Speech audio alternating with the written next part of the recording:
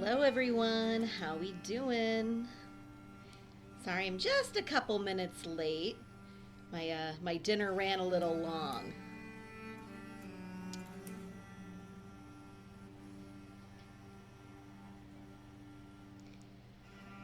Hope everyone's doing well. We'll get started in just a couple minutes. Hey Jeannie, good to see ya.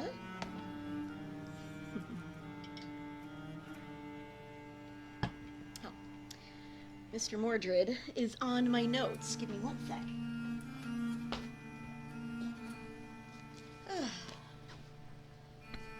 Hi Katie, good to see ya.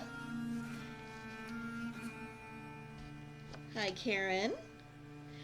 Oh, we're feeling all right. We're just, we're really in the thick of student season right now, so everything's a little chaotic, everything's a little hectic, but this is my last season being able to like freely travel, so I'm really trying to make the most of it, you know? Mostly just tired these days. Hi Maureen, Eileen, Timberly. Good to see you guys. Hi Melina. We'll get started in just a couple minutes. I like to make sure that everybody gets a chance to come in and make themselves comfy before we get going.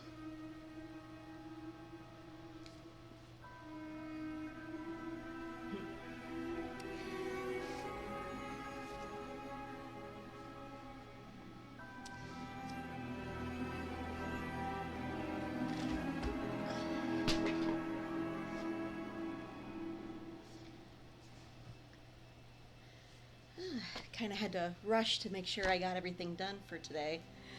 It has been one of those days, you know?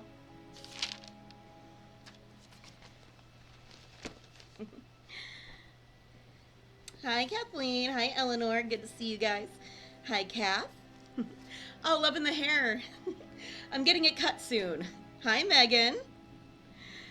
Yeah, I'm going to give it just another minute, maybe two, just to make sure we got everybody coming in, because I know that for some reason the notifications aren't telling everybody, like, when these streams are happening. Adjust this just a little bit. So hopefully everybody who wants to come gets a chance to come in when it's live. I am currently recording this, so I'll be putting it up on my YouTube page afterwards, because now Facebook has decided to start deleting everything after 30 days. So I'm kind of scrambling to make sure that all of the videos that I want to save can be saved. And honestly, it might give me a good reason to revisit some of the talks that I've done previous and maybe do them better. So welcome everyone who's coming in. I'll give it just one more minute. Good eye, Megan. Yes, this is a William Morris background. Hello, Octavio. Hi, Heather. Good to see ya.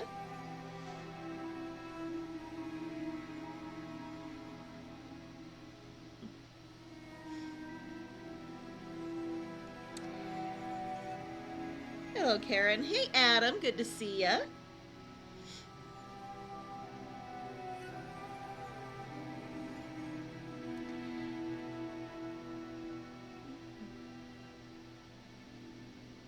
All right. So I'm gonna go ahead and get us started. So, welcome everyone to Effing Chicago. My name is Mandy Crypt, and if you have never been here before, and I think actually everyone who's in here has been here before, but if there's anybody new watching, welcome, glad to have you. My name is Mandy Crypt, and Effing Chicago is a collective of tour guides behaving badly. This means that you are going to get all of the same awesome and amazing content you get from any other content creator, except we are going to swear and talk about whatever the fuck we want. And today, I'm going to be talking about Mary Edwards Walker and give you my my opinion on why it's super bullshit that only one woman in U.S. history has ever won a Medal of Honor. She is the only one to have won it. So we're going to go through her history and all that. But before we get started, I did want to give a quick shout out to all of my Crypt Keepers on Patreon. So to Betsy, Kath, Courtney, Donna, Eleanor, Gail, Jean, Joanne, Kathleen, Katie, Libby, Luann, Lucian, Megan, Mona, Pat, and Tom. Thank you all so much for your continued support. I literally could not do this shit without you guys. And to all my other patrons who are watching, you guys are also awesome. I'm glad that more of you have started like engaging and like doing comments and stuff, because like I get really excited when I get comments on the stuff on Patreon. And if you're wondering what I do on Patreon, I do one exclusive video every month. I post all kinds of stuff. Every Monday I do a cemetery post where we talk about a person from a cemetery that I've found. I post updates on Mordred the cat. I do all kinds of stuff on there, so come check out the fun. And my lowest tier is only $3 a month. And if you like this kind of stuff and you want to see more of it, I go on maternity leave in September, and then I will be out of work for about 3 months. So if you want to support me and you want to see more videos, because like I will literally be sitting at home and I might do more videos, hit me up on Venmo or PayPal either, because everything you guys send me basically from now until September is going in the maternity fund leave. So with all of that housekeeping settled, let's get into it. So Mary Edwards Walker, she's the woman on the screen at the moment. She was born November 26th, 1832 in Oswego, New York, to her parents Dr. Alva Walker and Vesta Whitcomb Walker. She was one of 6 or 7 kids. Now, I have seen references to 7, but I could only find names for 6. So it's very possible that there's one kid that, for some reason, is just not named in any of the major sources, or it's very possible that that 7th child died in infancy at some point. I'm not sure where in the line that 7th kid falls, but what we do know is Mary was the youngest of these children. She was the youngest daughter. While they were self-described Christians, the Walker family also considered themselves to be free thinkers, and they encouraged their children to question everything, to not take anything at face value, to really investigate it, to become curious. They were also abolitionists. They did not believe in slavery. They did not believe that anybody should be locked up and exploited for personal gain. They were also farmers, while her dad also did practice medicine as well. They encouraged their kids, all of them, to be educated. There was 5 daughters and 1 son that I could find, and all of their children were schooled. They also were all taught to be very independent, to not have to rely on another person for anything in their life.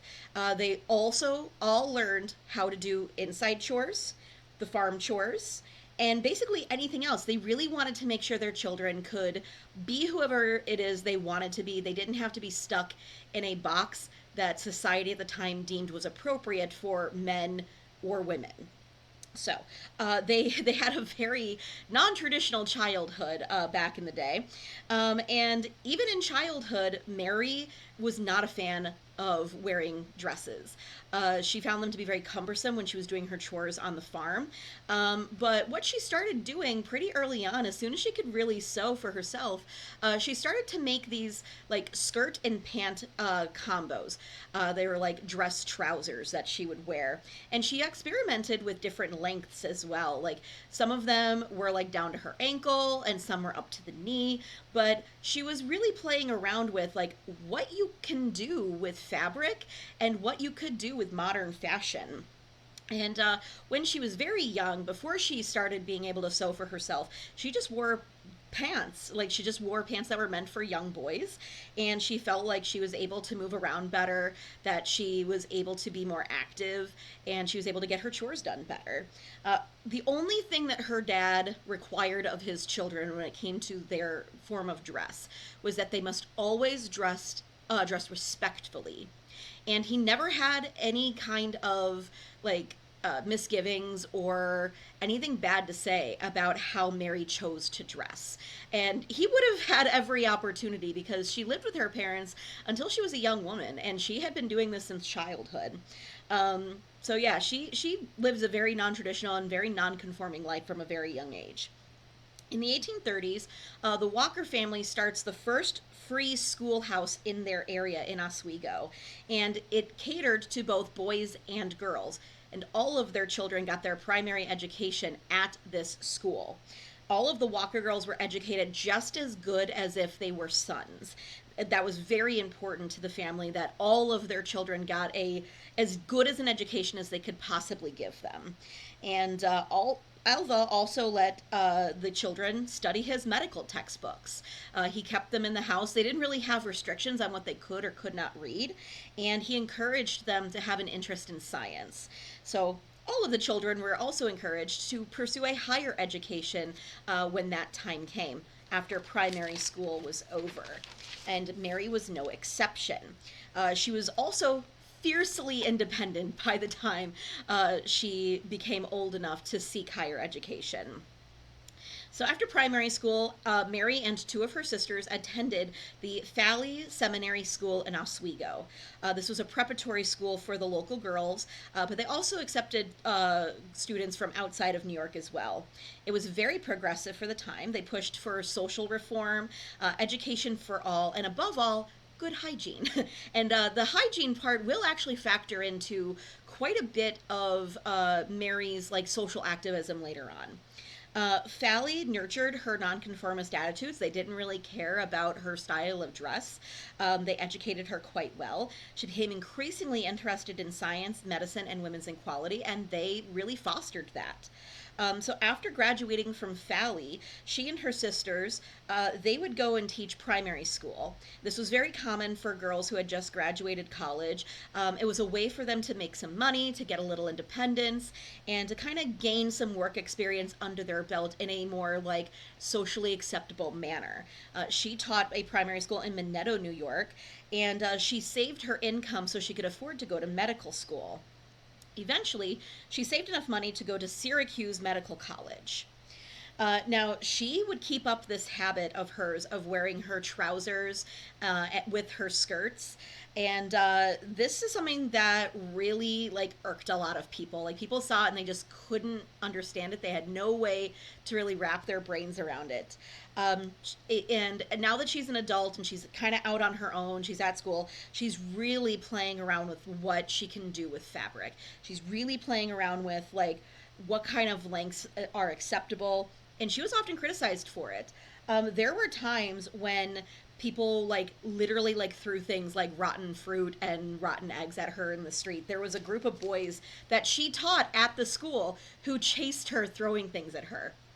But you know what? She was stubborn, just like any good woman is. She's stubborn, and she kept on going with her nonconformist ways.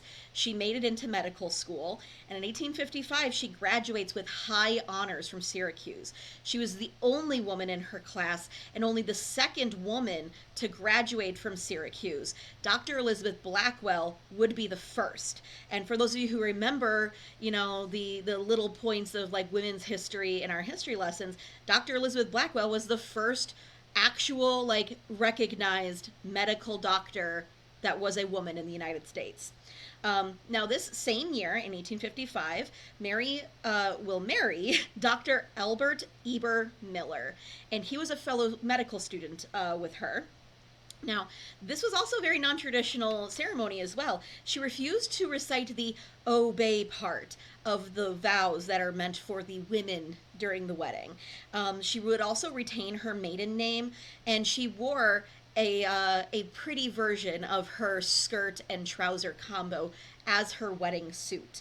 Now, together, she and Albert, they opened up a joint medical practice in Rome, New York, but this practice did not succeed. And it's very clear that Albert was very charmed with her, you know, non-conformist ways before they were married, but it became very apparent that he expected her to, like, fall into line as a wife, and their marriage would not last.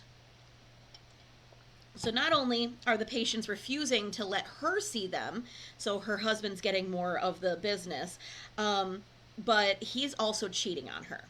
So the practice folds, the marriage will end in divorce a couple years after they get married, and Albert goes on to marry his mistress, who is a little bit more of a traditional woman.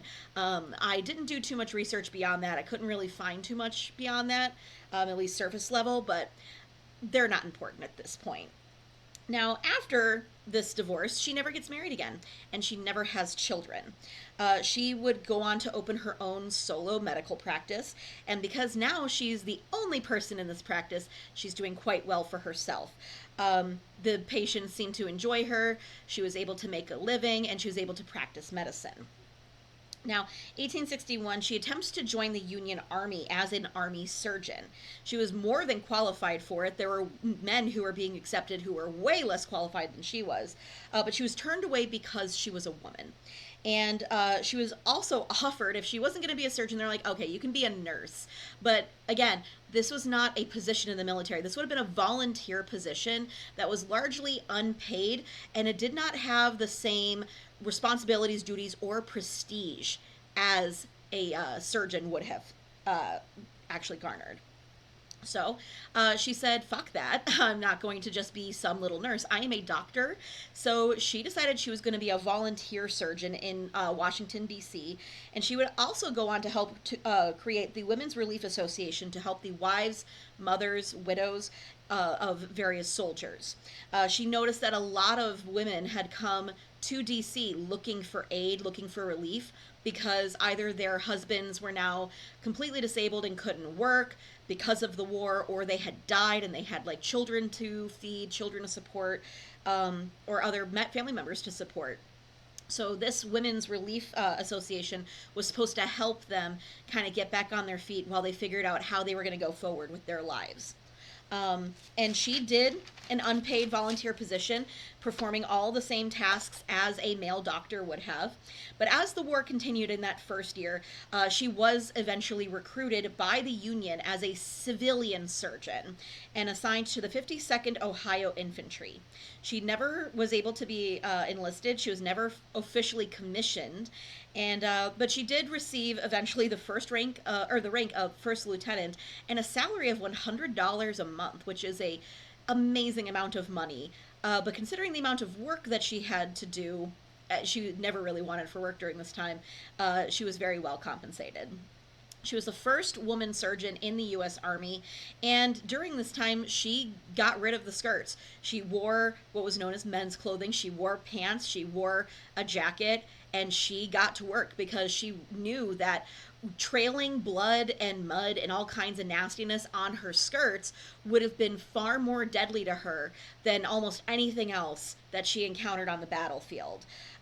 She served in very dangerous conditions. On July 21st, 1861, she served and treated soldiers at the First Battle of Bull Run. She became an unpaid field surgeon for the Battle of Fredericksburg and the Battle of Chickamauga. And it's after that point, I believe, that she actually started gaining an income. September 1862, she applied to be a spy, but was denied because she's a woman. And if you guys remember, Kate Warren, who was the first female spy, she was hired by the Pinkertons purely because a lot of people underestimated what women could do at the time and weren't being careful. She could have done great things as a spy, and this becomes ironic later on, actually. So she goes on to try to be a spy. She's denied.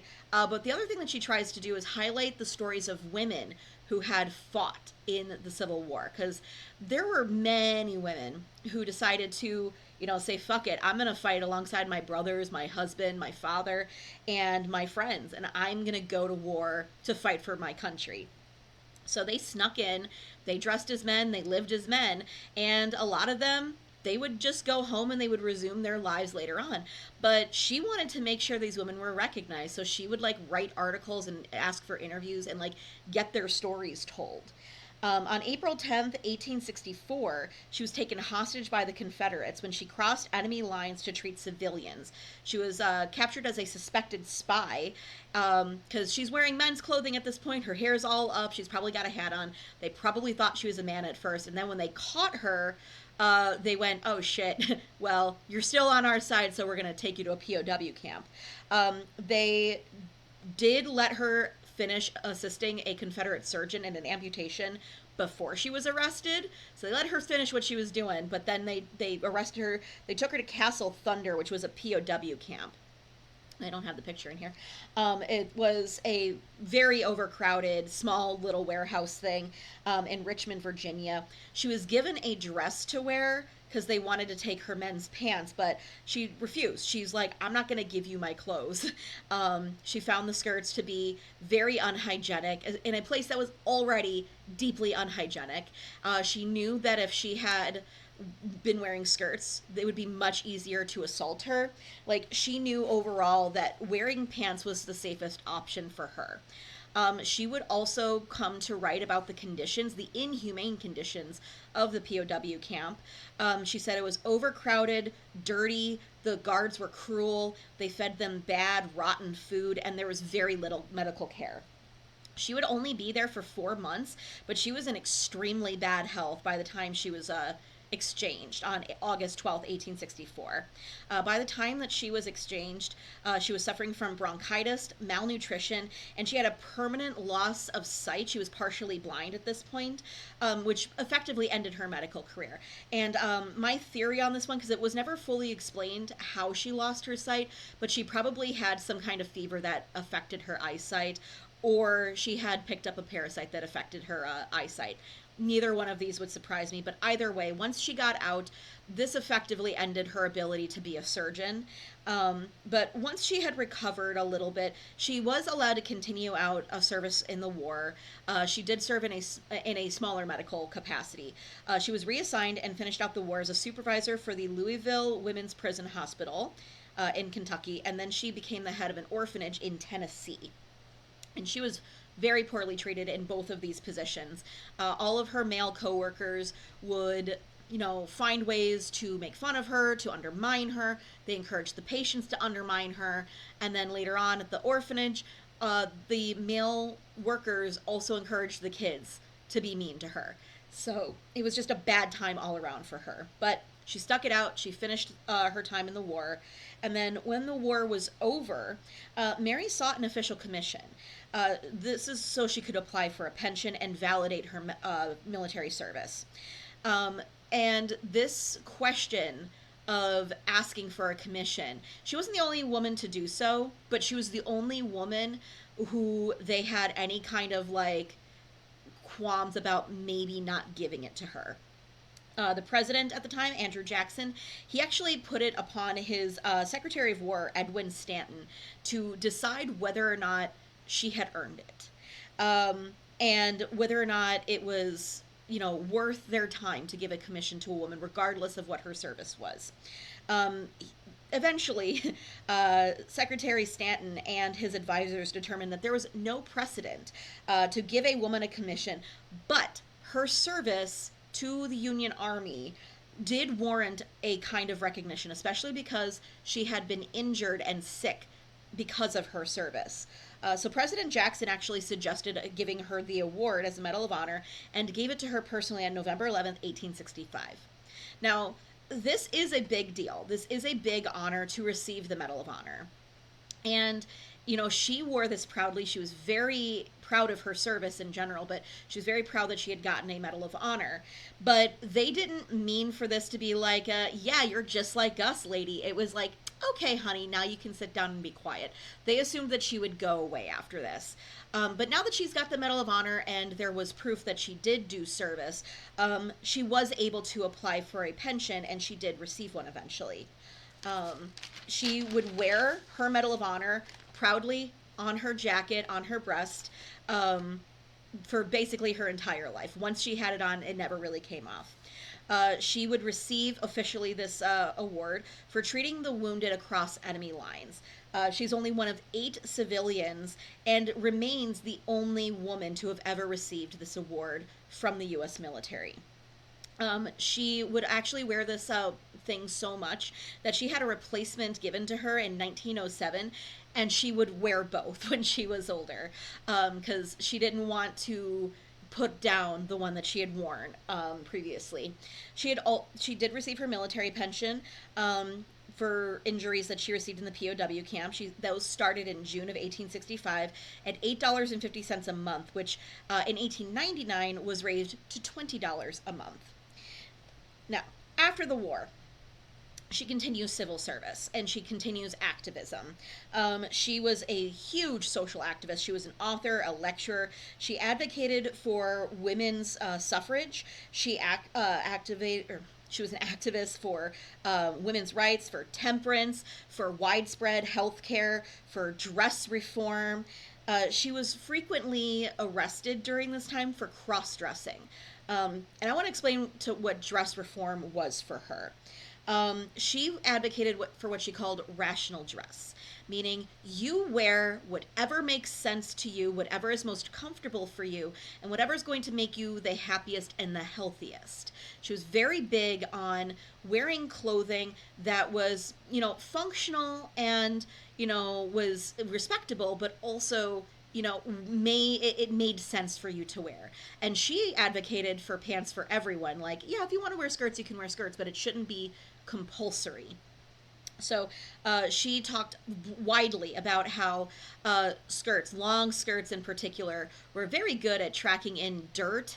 And remember, this is a time where we don't really have paved roads. We have dirt roads and cobble streets and like wooden sidewalks. So there's horse-drawn carriages everywhere. Horses shit all over the place. So you're tracking literal shit. People are still tossing chamber pots out of windows. Sewers are not a widespread infrastructure thing yet. You are carrying around dirt and mud and all kinds of nastiness. Dirty water whenever it rains or the sewers that do exist overflow. And you're tracking that all around. With pants, that is it's a way less chance of carrying around a lot of things that can kill you. And she also would talk about things like how heavy the skirts were, how heavy some of the skirt cages were, how the corsets that women wore were detrimental to organ safety, to breathing safely. She talked a lot about how the expectations for women to put themselves into unnatural shapes and positions just to appease the male look was not something we should be doing. She was very ahead of her time. And even women who were advocating for women's rights looked at her sideways and were like, what are you doing? Like, one step at a time. And a lot of people felt like you should take one radical thing at a time and not try to hit everything. But she was really going for it with a lot of things. She talked a lot about how access to health care was extremely important. She felt like medical care was an inherent right. She was huge on women's suffrage. She felt that because there was the already existing constitutional law that allowed people to vote, that would include women, and that all they needed for Congress to do and for the laws to do was just to accept that and let it happen. And this would actually cause a schism later on with her relationship with other suffragettes, because most of the suffragettes wanted a separate, distinct amendment to the Constitution made that would allow for women to vote. But either way, she really wanted women to be able to vote. On top of all this, she decided she's no longer going to wear the skirt combo with her trousers. She is wearing suits. So she would get tailor-made suits to fit her, and she started wearing things like cravats and top hats and walking around with a nice little walking stick. So she was doing some really interesting stuff, and she would get arrested several times throughout her career. In 1871, she attempts to register to vote, but was turned away because she was a woman. And she really spoke out about how silly it is that, she could go and fight in a war. She could save lives in a war. She could give her life to civil service and be told, you're not enough of a citizen to vote. You're not smart enough to vote. You don't understand the complexities of the vote. And her biggest cause was suffrage. 1912 and 1914, she spoke to the U.S. House of Representatives, and she really pushed for the vote for women. I can't stress that enough. But eventually, because of her insistence on not having a constitutional amendment, to just forcing the government to acknowledge that the existing constitutional right to vote included all people, not just men, this would cause a schism between her and the Central Women's Suffrage Bureau in D.C., but she would keep up the fight on her own. She was always nonconformist. She was always independent and always very stubborn. So she's like, I don't need you guys to continue doing what I'm doing. In 1916, Congress decided to create a pension for Medal of Honor recipients. And this forced the military to now have a standardized, like, set of requirements for who could receive the Medal of Honor in order to determine eligibility for this upcoming pension. At this time, there are hundreds of people who have the Medal of Honor. It is the highest honor that many of these men were able to afford or to get, and it was a very sought after award. It still is a very sought after reward, but there was no real requirement for getting it. You could receive the Medal of Honor for anything, and at the time of this act being passed and a pension being made for Medal of Honor recipients, there were over 900 non-combatant recipients that included Mary Walker. So what they decided to do was basically rewrite who would receive a pension based on their acceptance or their gifting of the Medal of Honor. So in 1916 and 1917, based on the new requirements, which required all Medal of Honor recipients to have been enlisted or commissioned by the military. That was the base requirement. And so that delisted 911 people from the honor roll, including Mary. Now, she was removed purely because she lacked a commission, but she was also a woman. And the reason why I say that is because two male civilians who were in the same position as her, two surgeons who were male, who were non-combatants, who had received the Medal of Honor for their service, were allowed to remain on the honor roll and receive a Medal of Honor pension. So she fought this. She did not take this lying down. She really fought to keep her space on the honor roll, and she would never see it succeed. She was very much in poor health towards the end of her life. Even though she had been petitioning and fighting for it, they kind of brushed her off. They pushed her to the side. And then after several months of really unfortunate prolonged illness and a fall that she took, on February 21st, 1919, she would die in her home in Oswego at 86 years old. Sadly, she would not live to see the passage of the 19th Amendment that gave women the constitutional right to vote, nor would she be able to cast a ballot for the first election that allowed women to vote. But, you know, she worked so hard to make sure that women could get this. And it's the culmination of her life's work. She died literally right before this happened. In August of 1919, women gained the constitutional right to vote, and then that was enacted in the election in 1920. Now, since then, and before I can get into her legacy, not only did she have a pretty, modest but well-attended funeral, they buried her with her wishes of a black suit. So she was buried in the same manner of dress that she wore for her entire life. They did not try to force any kind of undue femininity on her, even in death. So I find that to be very cool that her wishes were respected. Now, since then, there has been many honors in her name. There's been a World War II Liberty Ship, a commemorative stamp, sculptures, a U.S. quarter, but she remains a little bit of a controversial figure now. In 1977, the Carter administration reinstated her on the honor roll.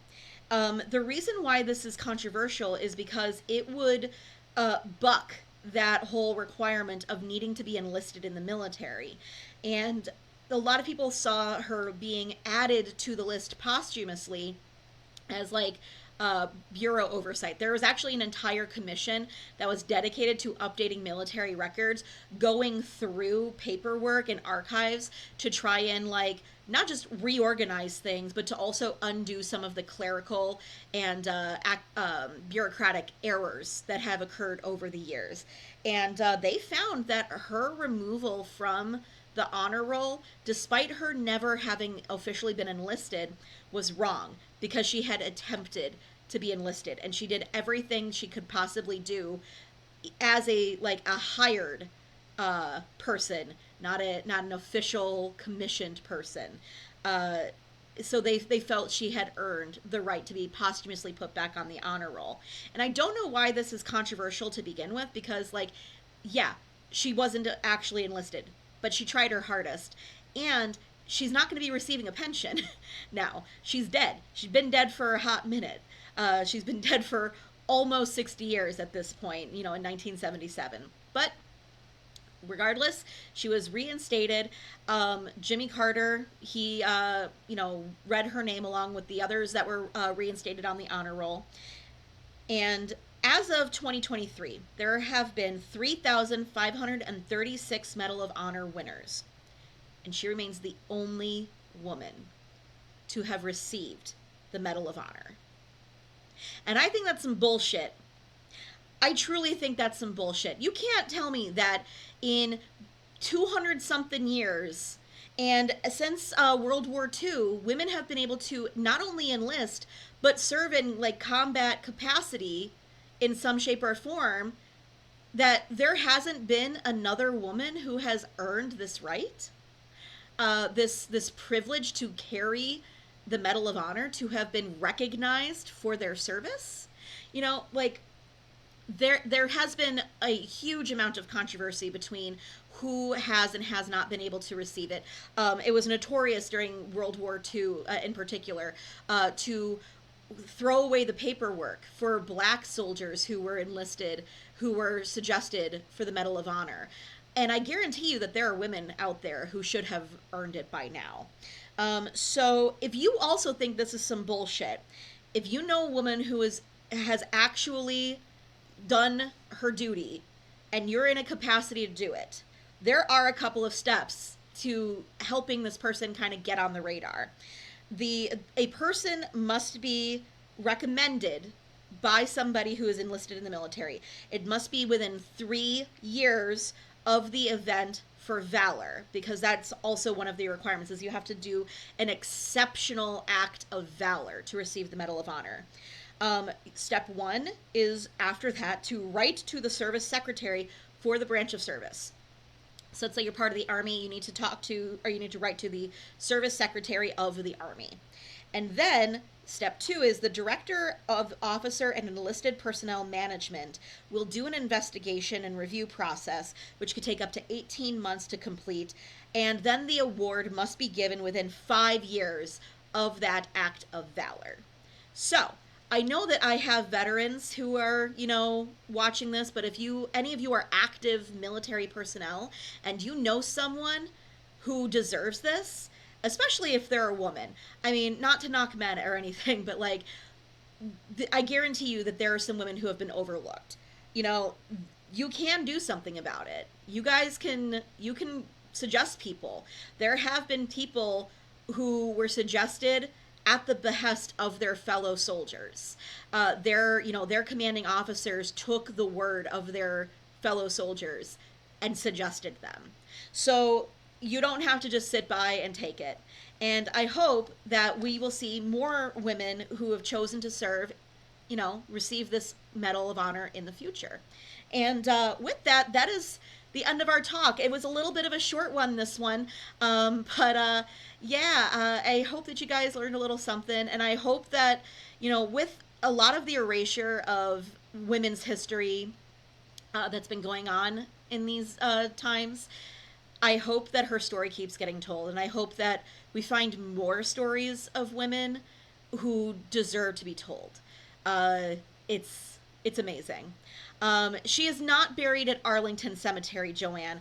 I do actually know where she's buried. I can quickly Google that for you real quick. It's in my notes, but uh,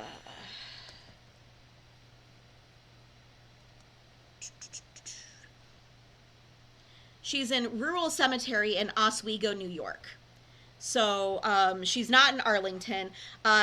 In order to be in Arlington, you must have actually been an enlisted service member of any branch of the military, or a spouse, or a direct, like a child that is directly related to a service member.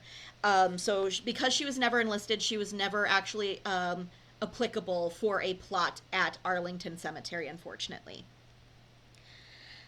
You know, while I do think that Tammy Duckworth absolutely deserves consideration and recognition, I think that she is well beyond the threshold at this point.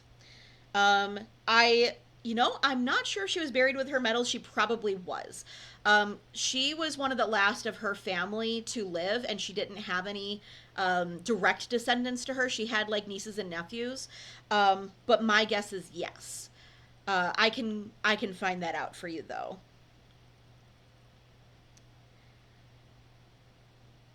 Yes, and thank you, Gary. It also, the recommendations have to come if you're going to put somebody up for the Medal of Honor. It has to come from the people who are in the unit and battalion in order for the suggestion for the recommendation to hold any weight, because you need to have people who have served with this person, who witnessed that event of valor, that act of valor, in order for it to be valid.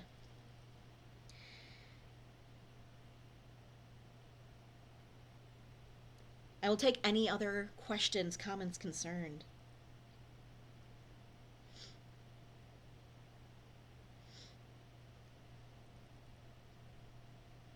Gary, I want to see some more. If you know more about the Medal of Honor, please do. I was looking on military websites and I just was looking up what they were saying on requirements. But if you have better sources for me, give it to me, because I will absolutely share those. You can send them to either the effing Chicago like direct messaging, or you can find me on the Mandy Crypt Facebook page and send me those credentials, because I am happy to be proven wrong on that. I will take any sources you got. Thank you guys. I'm glad that you guys enjoyed her story. Jeannie is right. Jeannie just read this to her students. Mary Wears What She Wants by Keith Negley. And it's a very cute little book if you've not read it. Aw, thank you, Eleanor.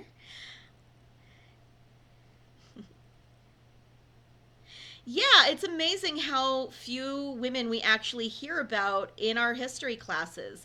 How few non white men we hear about. How many people, in general, whose stories deserve to be told and just aren't, because they don't fit a model of what we think of as a hero.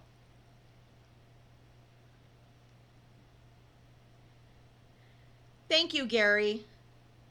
Thank you for your service, first of all.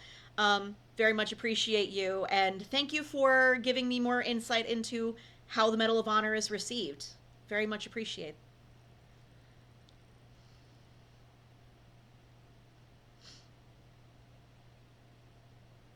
My dad also served. My dad was a sonar technician in the U.S. Navy. He worked on nuclear subs. So service members have a very special spot in my heart.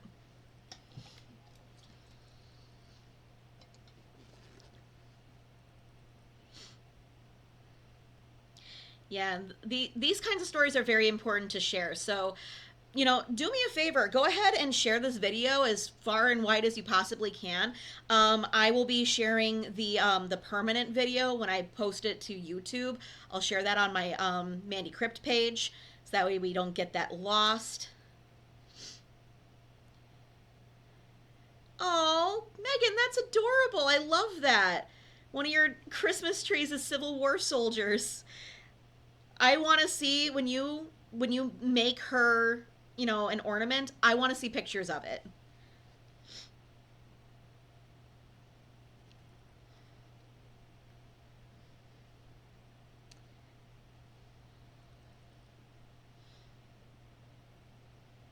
Yep, I've heard the term bottlehead before.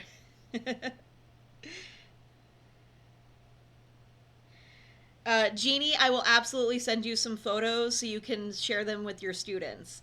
And I'll poke you later. I'll poke you later because we'll talk.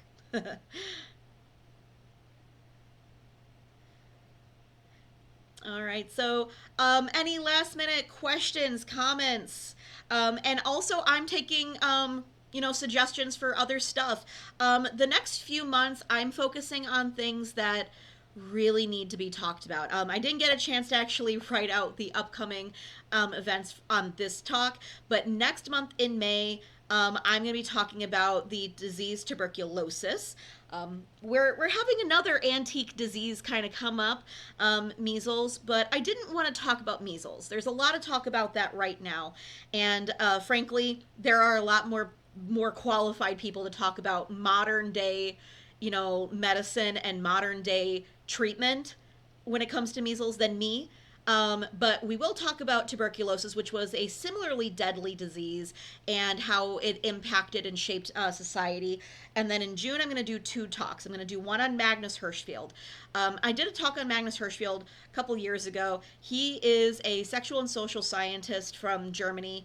He was a Jewish man, and he was persecuted by the Nazis. His Sexual Sciences Institute was really the first major archive for queer history, for queer medical science. It was also a refuge for anybody of queer flavor and, in particular, transgender people. So we're going to talk about him. We're going to talk about his legacy and his impact.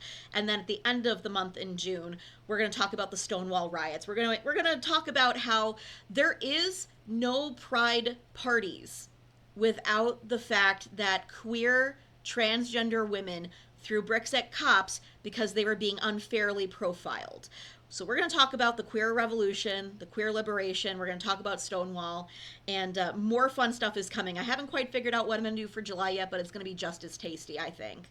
So yeah, I see that TB is also making a comeback, but I'm not going to talk about the modern day stuff. I'm going to try and keep it to maybe 1920s or so, because science has kind of come back around again. There's different things that they're doing, and I don't want to try and like compete with the modern techniques and treatments.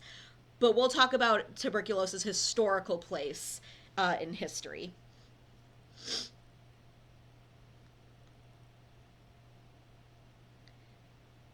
Yeah, no, the MMR vaccine it's amazing. It does stupendous work for keeping nasty diseases out of little children's bodies. And if you are of a certain age, if it's been a while, you might want to check and make sure you guys get your measles booster, especially those with compromised immune systems. I am due for one in a couple of years. I had mine checked. I'm not due just yet, but I did get my updated tetanus shot because I work with children. Yeah, no, the inoculations, do not skip your vaccine schedules. Do not skip that shit. Do not let your kids skip that shit. It is so important. Oof. Hey Carol, if you want to share any stories about your granddad, please let me know. I'm happy to hear it cuz I would love to hear about the impact that tuberculosis had on families, and if you've got any stories, I'm happy to hear it. Hard to say if we're going to have flu shots next year. I'm not sure. That is not a question for me.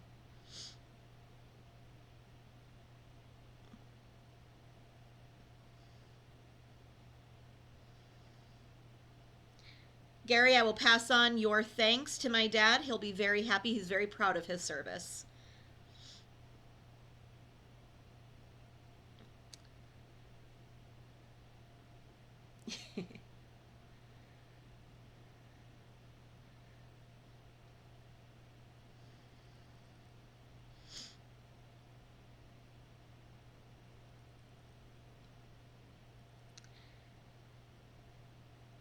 I'm glad so many of you guys are like up on, accepting science from actual medical professionals. It makes me very, very happy. I want to see all of you guys happy and safe, and we want to be part of the herd immunity as much as possible. All right, folks, so I'm going to call it. That's going to be the end of our talk for today. Again, we're going to have a talk about tuberculosis in May. We're going to talk about Magnus Hirschfeld and Stonewall riots in June. More fun stuff coming up in July. And thank you all to everyone who has shared this video, who's liked it, who's commented, who's hung out, who's been here for a while. Thank you to everyone who has sent me money for maternity leave on Venmo, PayPal, or Patreon. My long-standing and my brand new patrons, you guys are fabulous. I hope you guys have a great rest of your night, a great rest of your week, and I will see you all on the next video. Bye, guys.